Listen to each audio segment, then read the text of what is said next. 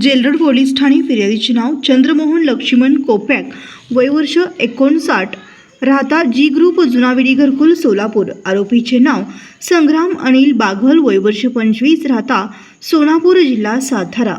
यात हकीकत अशी की वरील वेळी व ठिकाणी येथील फिर्यादी हा त्याची दुचाकी क्रमांक MS 13 CW 2194 वरून साईबाबा चौक येथे कामानिमित्त जात असताना महालक्ष्मी मंदिर जवळ आले असता अकोटकडून येणारे यातील आरोपी मजकूर याने त्यांच्या ताब्यातील पिकअप क्रमांक MH 11 DD 8499 हे हायघाईने निष्काळजीपणाने चालवून फिर्यादीच्या तो मोटरसायकलीस धडक देऊन त्यात फिर्यादीच्या डाव्या हाताच्या खांद्याजवळ फ्रॅक्चर होण्यास कारणीभूत झाला आहे म्हणून तपास सहाय्यक फौजदार काजी हे करीत आहेत।